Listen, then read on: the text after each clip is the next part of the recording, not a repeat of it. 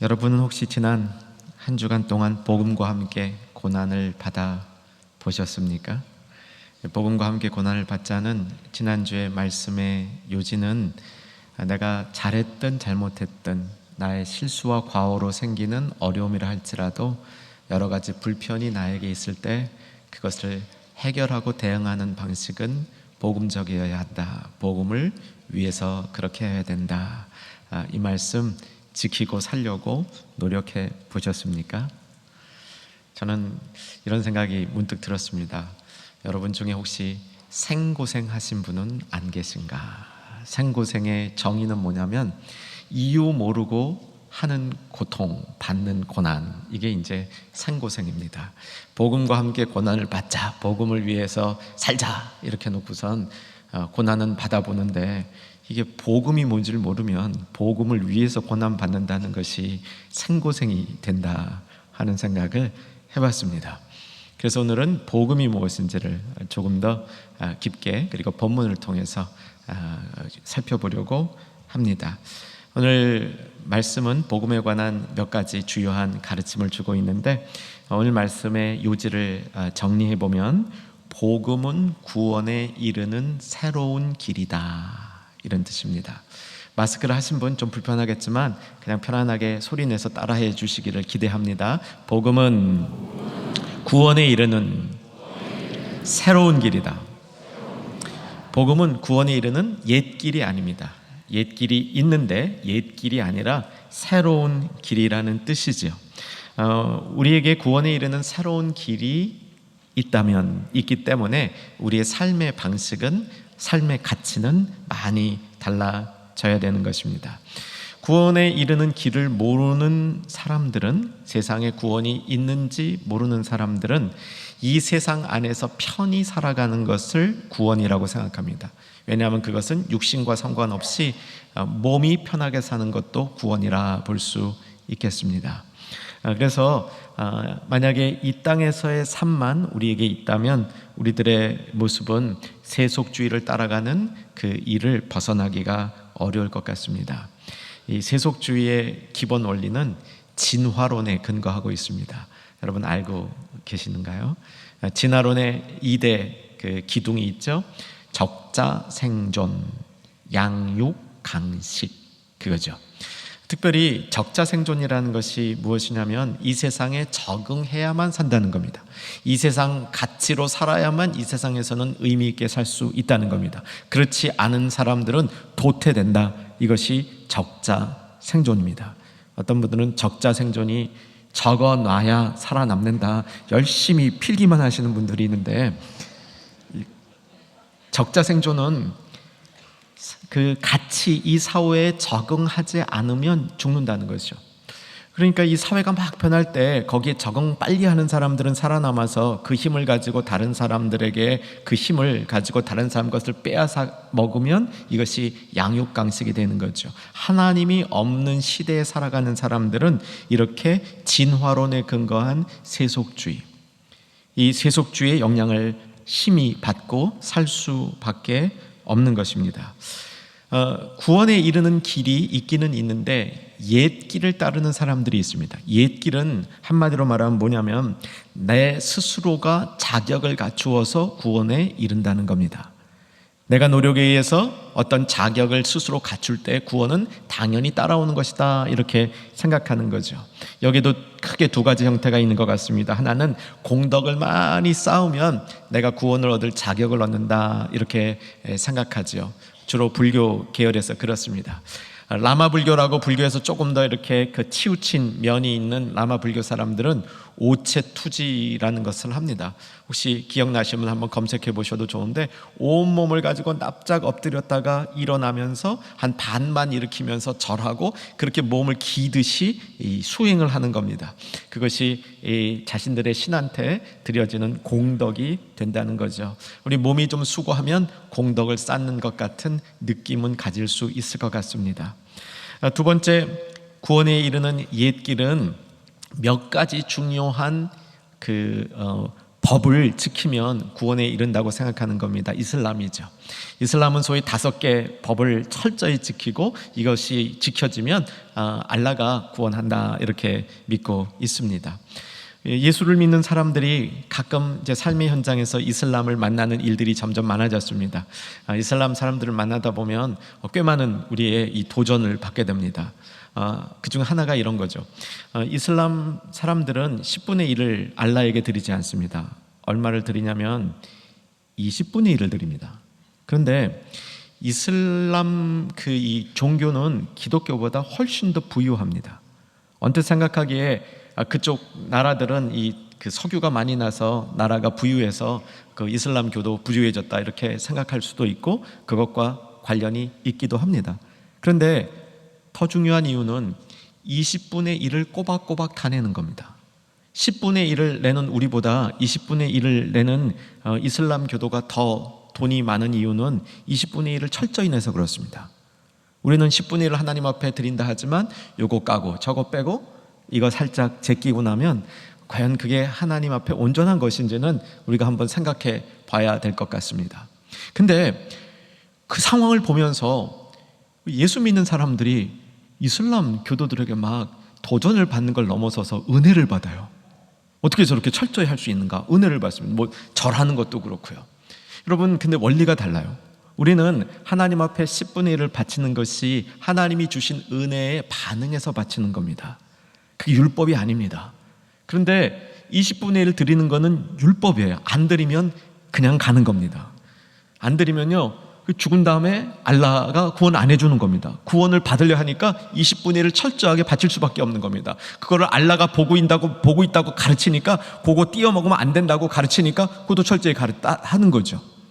이것은 어떻게 보면 우리에게 도전이 되는 신앙의 모습이긴 하지만 구원에 이르는 옛길에 관련된 옛길을 설명하는 모습이 되는 겁니다. 오늘 설교 말씀 제목이 뭐냐면 복음의 아웃라인입니다. 복음을 큰 그림으로 어떻게 그려볼 것인가 하는 것인데 이미 거기에 대한 안내를 해드렸습니다. 복음은 구원에 이르는 새로운 길이라는 겁니다. 구원에 이르는 새로운 길이기 때문에 우리는 복음을 우리의 삶의 방식, 가치의 중심으로 여기고 살 만한 충분한 이유가 있다는 것을 설명해 드리는 겁니다. 그러면 복음이 어떤 의미에서 구원에 이르는 새로운 길이 되는지 오늘 본문은 2가지로 설명해 주고 있습니다. 첫 번째는 복음의 시작은, 구원의 시작은 하나님이 우리를 부르셨다는 겁니다.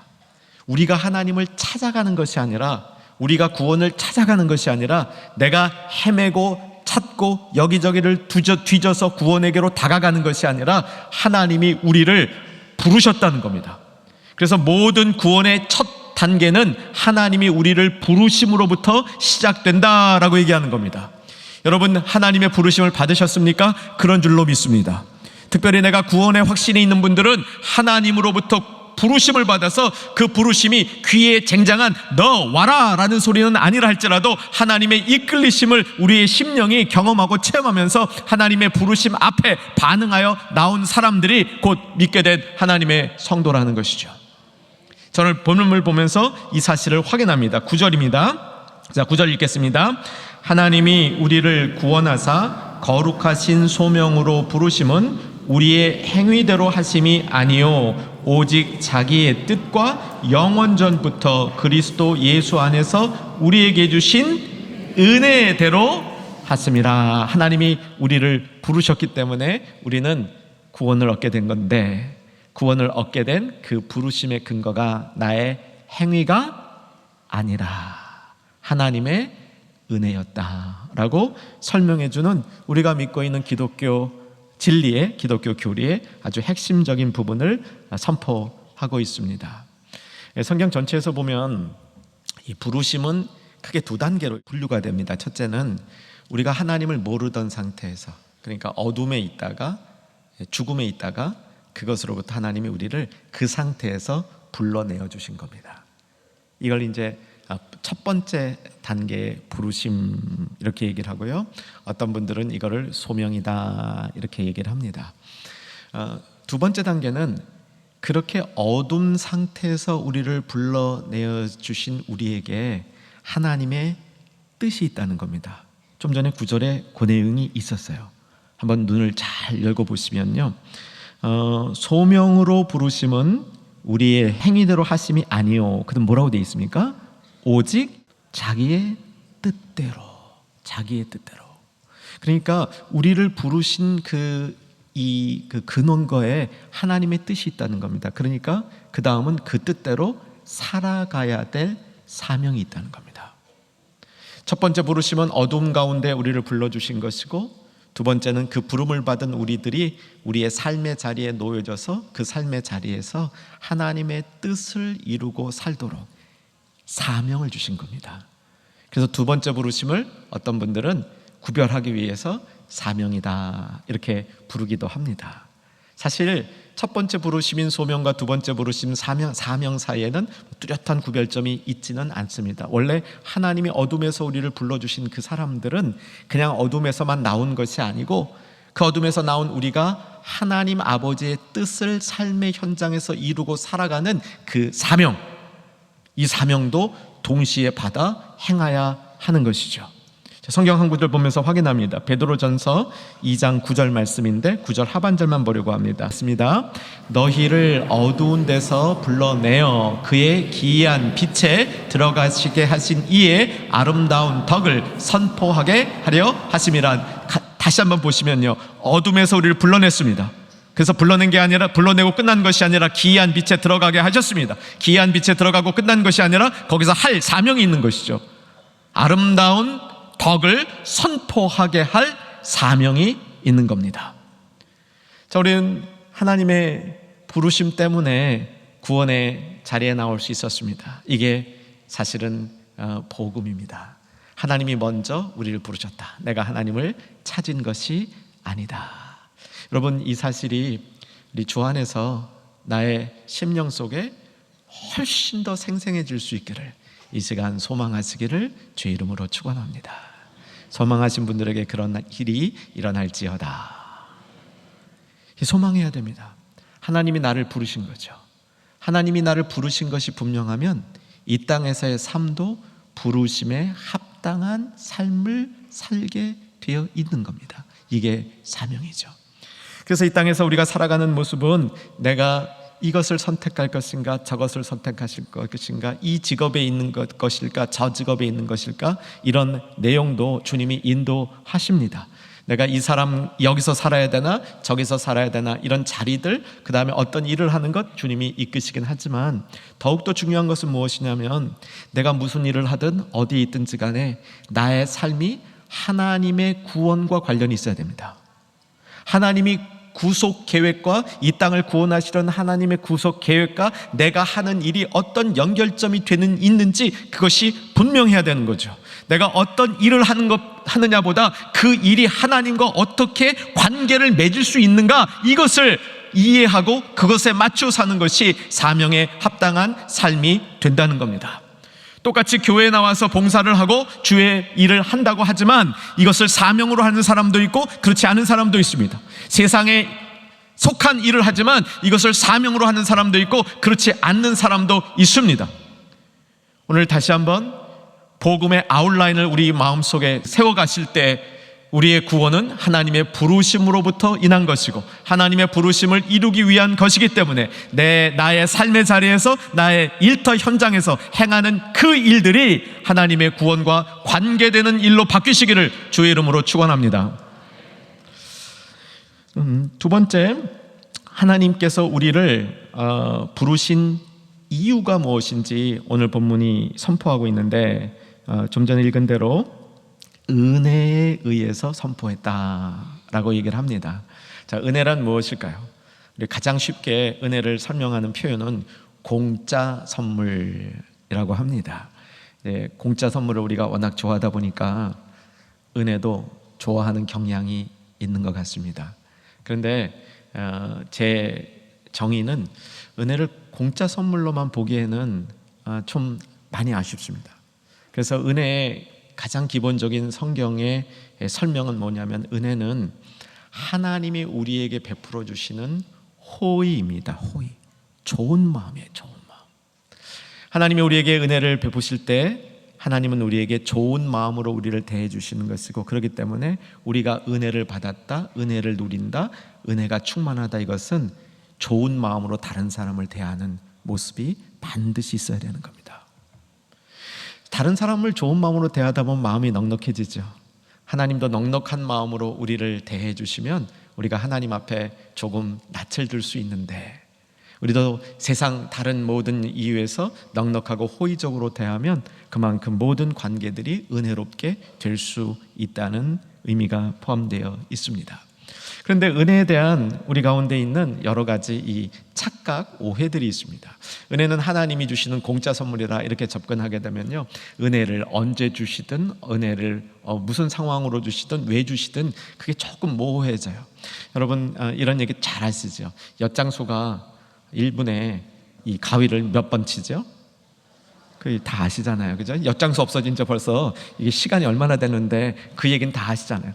그래서 마치 은혜를 엿장수 마음대로 하나님이 주시고 말고 한다, 이렇게 생각하는 경향이 있는데, 이것은 그렇지 않습니다. 물론 우리가 은혜를 달라고 하나님 앞에 요청을 해도 하나님은 안 주실 수 있는 분입니다. 그런데 하나님이 은혜를 주시는 근거는 엿장수와 같이 마음대로가 아닙니다. 이것은 하나님의 가장 중요하고 고유한 성품과 속성에 근거하는데, 하나님의 선하심이에요. 하나님이 선하시기 때문에 그 선하심으로부터 우리에 대한 호의의 마음이 나오는 겁니다. 긍휼, 은혜, 이 모든 이런 하나님이 우리에게 베푸시는 그런 단어들의 핵심은 하나님의 선하심에서 다가 나오는 표현이라는 말씀이죠.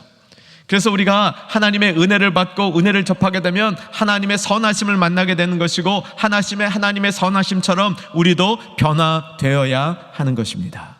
하나님이 우리를 부르실 때 근거가 뭐였다고요? 하나님의 은혜, 선하심, 그래서 베풀어 주시는 호의 때문에 우리는 부르심을 받아서 하나님 앞에 설 수 있게 됐다는 것이죠.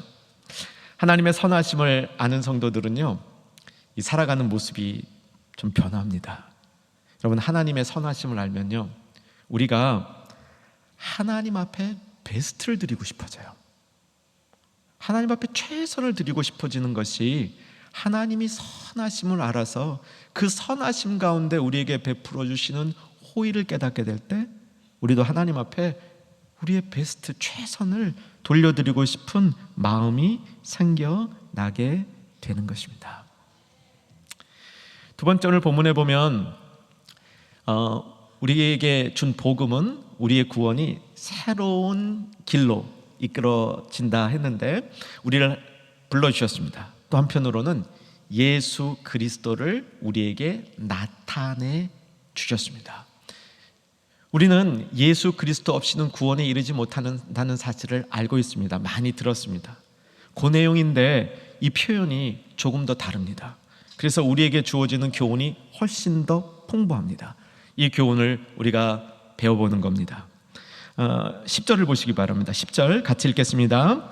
이제는 우리 구주 그리스도 예수의 나타나심으로 말미암아 나타났으니, 그는 사망을 패하시고 복음으로써 생명과 썩지 아니하실 것을 드러내신지라. 여기 복음의 내용이 나오죠. 생명과 썩지 아니하실 것을 드러내는 게 복음이라고 얘기합니다. 여러분, 이 복음이 여러분 안에 있으시기를 주 안에서 소망합니다. 생명과 썩지 아니하실 것을 복음은 우리에게 가르쳐 주시는데, 가르쳐 주시는 방법이 드러내어 가르쳐 주신다고 얘기하는 거죠. 그래서 복음을 가진 우리들은 생명과 썩지 아니할 것을 구별하고 여기에 관심을 가져야 되는 겁니다. 여러분, 생명에 관심 있으시기를 다시 한번 부탁드립니다. 썩지 아니하실 것을 위하여 살기를 다시 한번 권면해 드립니다. 이 세상을 자연스럽게 아무 생각 없이 살다 보면 우리는 생명 아닌 것 붙들고 살게 돼 있고, 썩어질 것에 그 가치에 녹아져서 살 수밖에 없습니다. 그래서 썩어질 것을 붙들고 살아가는 갈 수밖에 없는 것이 이 세상의 원리이기 때문에 다시 한번 복음은 우리에게 정말 구원에 이르는 새로운 길, 생명과 썩어지지 않을 것을 붙들고 살라고 얘기해 주고 있는 것이죠. 어떻게 하면 그렇게 될 수 있을까? 예수 그리스도의 나타나심을 확실히 하는 겁니다. 예수님이 나타나심으로 우리에게 생명과 썩지 아니할 것을 가르쳐 주신 것이죠. 이 두 개를 한번, 부르심과 예수님의 나타나심을 조금 이렇게 그림으로 그려보세요. 우리가 있는데 하나님이 우리를 불러주셨습니다. 우리가 그 부르심을 따라가는데 그리스도가 우리 앞에 나타나셨습니다. 이렇게 구원이 이루어졌고 복음은 이 내용을 우리에게 알려준다는 겁니다.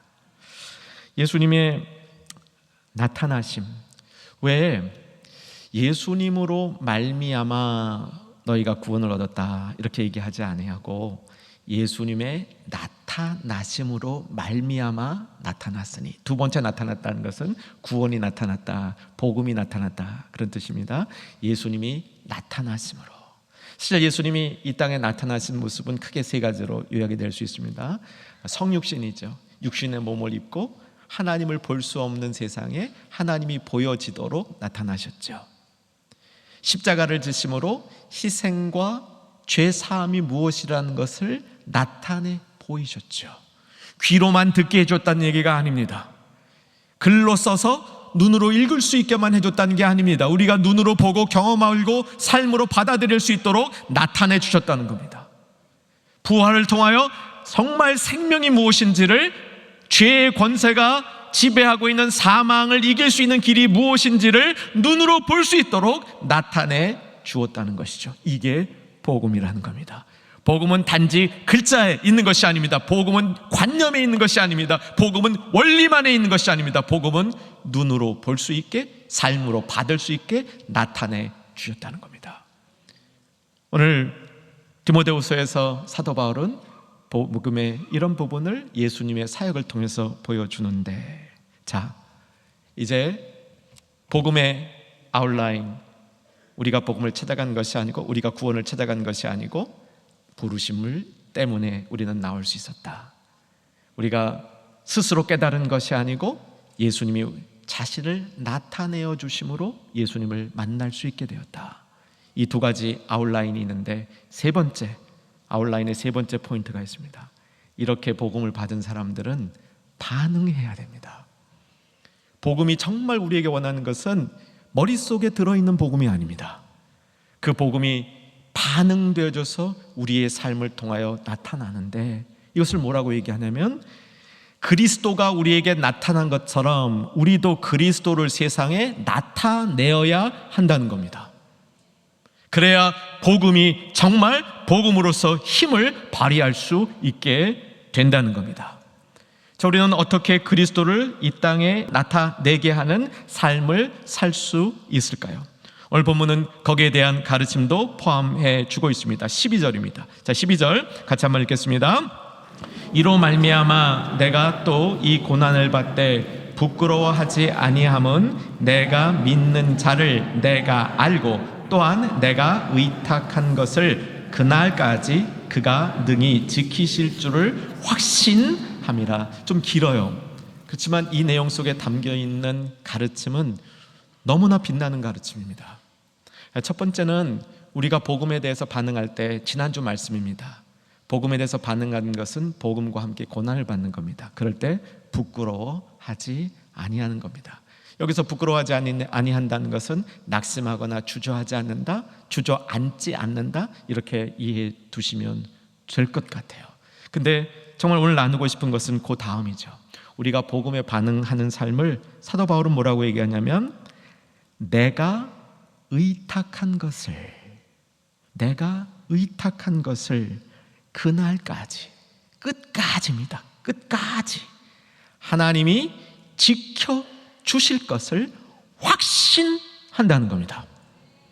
여러분, 예수 그리스도를 이 땅에 나타내는 삶, 복음에 반응하는 삶, 곧 내가 구원받았다는 사실을 입증하고 스스로 그것을 확신하는 삶은 바로 사도 바울이 여기서 권면하는 이 권면을 따라갈 때 우리에게 놀라운 가르침과 현실로 다가온다는 사실이죠. 다시 한번 봅니다. 내가 의탁한 것을 그 날까지, 마지막 날까지 그가 하나님께서 능히 지켜주실 것을 확신하노라. 여러분, 이 삶인 거죠. 바울은 정말 확신하고 있었습니다. 뭘 확신하고 있었냐면 하나님께서 지켜주실 것을 확신하고 있었습니다. 그래서 하나님께서 지켜주실 것을 확신했기 때문에 자기 자신이 하나님께 의탁한 것이 있었습니다. 근데 오늘 본문을 잘 보시면 내가 의탁한 그것을 하나님께서 지켜주신다, 이렇게 설명하고 있는 거죠. 여러분, 하나님께 부탁드린 적 있으십니까? 부탁한 것 있으세요? 있죠? 부탁한 것 한 번도 없으시다면 여러분 신앙생활 한 건 아닌 것 같습니다. 신앙을 빙자한 취미생활 하신 것 같아요. 여러분, 하나님께 부탁해 본 경험이 없다는 것은 이건 신앙은 아니죠. 관계는 아닙니다. 그냥 하나님을 지적으로 이거 알고 있는 것. 그렇죠. 우리는 하나님께 부탁해 본 경험이 있어야 됩니다. 여러분, 무슨 부탁을 하나님께 해본 적이 있었습니까? 오래전에 내려놓음이라는 책이 상당히 인기를 끌었습니다. 사실 제가 보기에는 그 책의 내용보다도 제목이 너무 우리에게 와닿는 거예요. 내려놓음, 누구에게나 필요한 겁니다. 모든 신앙인들에게, 아니 신앙이 없더라도 내려놓음은 필요한 삶의 주제이기 때문에 그 책은 그 반응을 얻지 않을 수 없었습니다. 저자도 참 좋으신 분이에요. 지금 인도네시아에서 선교를 하고 계신 이용규 교수님이신데 작년인가 재작년에 한번 뵀어요. 그러면서 그러시더라고요. 내려놓음이 참 많이 그 독자들이 많이 그 반응을 해주셨는데 두 번째 책은 더 내려놓음이래요. 근데 더 반응이 좋았대요. 이건요, 내려놓음이 그만큼 우리에게 필요하다는 뜻이에요. 근데 저는 오늘 여러분과 나누고 싶은 더 깊은 성경의 원리는 내려놓는 자리예요. 어디다 내려놓을 것인가? 아무데나 내려서 안 돼요. 내려놓으면서 우리는요 또 주워가려고 내려놓은 자리를 표시해놔. 그래서 찾아와서 그거 내려놓은 거 괜히 그때 내려놨구나. 그때 내가 은혜 받았는지 뭘 받았는지 하여간 뭐 받은 게 있어서 마음에 뭐 이렇게 좀 있어서 근데 내려놓긴 했는데 그건 내가 괜히 내렸다 싶어가지고 어디 내려놓은지 체크하고 와서 또 가져가. 이게 우리 보편적인. 그래서 성경은 어디다 내려놓느냐가 굉장히 중요한 겁니다. 어디다 내려놓느냐가 포함되어 있는 표현이 의탁하다요. 의탁하다는 것은 하나님 안에 내려놓는 거야. 하나님 속에 두는 거야. 영어로 디파짓이라고 그러죠. 어디다가 이렇게 그냥 그 의도적으로 놔두는 거예요. 그걸 하나님 안에 놔두는 거예요. 그렇기 때문에 하나님 앞에 놔둔 것이기 때문에 하나님이 해결해 주시는 겁니다. 여러분, 하나님 앞에 부탁하는 원리는 하나님 속에 놔두어서 하나님이 그걸 해결하도록 나의 주권을 포기하고 하나님의 주권 앞에 맡기는 것, 이것을 다른 말로 오늘 본문에 의탁하다라고 표현하는 겁니다. 바울은 의탁한 게 있었기 때문에 확신을 가질 수 있었던 겁니다. 여러분, 정말 확신을 가지려면 하나님 앞에 우리가 의탁하는 것이 있어야 됩니다. 내가 하나님께 의탁한 것을 하나님께서 끝까지 지켜주신다, 이것을 검증해 나가는 것이 확신 있는 신앙의 과정이라는 겁니다. 네, 이거는 기본 신앙입니다. 기본 신앙. 여러분, 지금 내가 하나님께 부탁드릴 것을 아무데나 내려놓지 마시고 하나님 속에 잘 보관해 두는 것, 그래서 하나님께서 이것을 해결해 주시도록 맡기는 것, 이건 기본 신앙이고요. 여기서 조금 더 발전된 신앙을 사도 바울이 얘기하는 거예요. 내가 의탁한 것, 뭐냐면 사도 바울은 하나님께 의탁한 게 있었습니다. 그럼 뭐 했겠어요? 구원에 이르는 일에 참여하는 겁니다. 구원에 이르는 일에 참여하는 그 사실을, 그 일을 감당하려다 보니까 하나님께 의탁할 수밖에 없는 거예요. 그러니까 하나님이 맡기신 일을 감당하려다 보면, 사명을 감당하려다 보면 이것이 내 힘으로 안 되는 걸 알기 때문에 하나님 앞에 그 일을 맡겨드리는 겁니다. 이건요 확실하게 지켜주신대요. 100% 지켜주신대요. 100%. 여러분, 자녀 있죠? 자녀 하나님 앞에 부탁해야 될 때 있잖아요. 그죠? 예, 자녀 하나님 앞에 부탁할 때 의탁을 하세요. 부탁을 하지 마시고 그 자녀를 하나님 속에 두는 겁니다. 근데 하나님 속에 둘 때 내 자녀입니다 하는 거는 의탁이 아니에요. 이건 하나님이 나에게 주신 것, 하나님이 나에게 맡겨주신 것이기 때문에, 하나님 것이기 때문에 내가 그것을 하나님 속에 의탁해 둡니다. 요걸 이렇게 될 때 하나님께서 100% 지켜주시는 우리의 신앙을 깨닫게 되고, 하나님과의 관계가 깊어지고, 그것으로 인하여 확신 있는 믿음의 자리에 설 수 있다고 얘기합니다. 여러분, 이런 의탁의 관계가, 이렇게 하나님 앞에 맡기는 관계가 정말 하나님과 우리를 끈끈한 관계로 이어가는 길이라는 겁니다. 제가 가끔 농담 섞어 간증하는데, 저는 모범학생 출신입니다. 그래서 목회에 큰 도움이 안 된다라고 말씀드렸습니다. 뭐 좀 비포 애프터가 분명해야 이게 좀 목회에 도움이 되는데, 이 모범학생 이래서 평탄한 그 어린 시절을 보내왔습니다. 제가 갖고 있었던 생각 중에 꽤 최근까지도 갖고 있었던 생각이 뭐냐면, 저는 하나님 때문에 수지 맞았다는 생각을 그렇게 생생하게 갖지 못했어요. 저는 하나님 믿고 수지 맞았다 이런 생각을 별로 못 가졌어요. 이 모범학생과들의 공통적 문제점입니다. 여러분, 모범학생들 다 한번 좀 자기 자신을 돌아보시고, 여러분 정말 하나님 때문에 수지 맞았다고 생각하고 살고 계십니까? 아니, 나는 어차피 이 세상을 살 때에도 웬만큼은 살 수 있었고, 그렇게 손가락질을 받지 않을 수 있었고, 뭐 큰 성공은 아니지만 남한테 큰 피해를 안 주고 살 수 있었을 것 같아요. 근데 정말 제가 수지 맞은 건 뭐냐면, 세상에서 아무리 잘나고 아무리 성공을 해도요, 하나님의 구원 계획 앞에는 하나님이 불러주신 사람만 거기서 쓰임받아요. 미국 대통령이, 내가 미국 대통령이니까 하나님 일에 날 좀 동역자로 삼아주세요. 하나님 뭐라 하세요? 웃기고 있네. 주제를 알아라. 하나님 일에 동참할 수 있는 것은 하나님의 사람들만 할 수 있는 겁니다. 하나님의 동역자로 우리를 불러주시는 것이 하나님의 부르심입니다. 예수 그리스도를 나타내셔서 하나님의 일에 참여하도록 허락해 주신 것이 하나님의 우리에게 주신 호의요 은혜인 것이죠. 하나님이 우리에게 맡겨진 일들이 있습니다. 어떻게 하라고요? 그것을 하나님께 의탁해야 됩니다. 그럴 때 사도 바울이 말씀한 이 내용은 분명히 이루어집니다. 끝날까지, 마지막 날까지 내가 하나님으로부터 위임받아서 그 일을 감당하기 위해서 하나님 앞에 맡긴 일, 곧 구원을 이루고자 하는 그 사명, 영혼을 구원하고자 하는 그 사명, 나의 삶이 정말 하나님 앞에 드려지고자 하는 그 일들은 하나님께서 반드시 지키셔서 그 일이 그대로 될 수 있도록 100% 보장해 주신다는 확신의 가르침이죠. 바울은 디모데가 이 확신을 받고, 디모데도 바울처럼 자신을 하나님께 의탁하기를 마음속에 간절히 바라고 있었던 겁니다. 하나님께 자신을 완전히 의탁한 사람들끼리는 동역하지 말래도 동역합니다.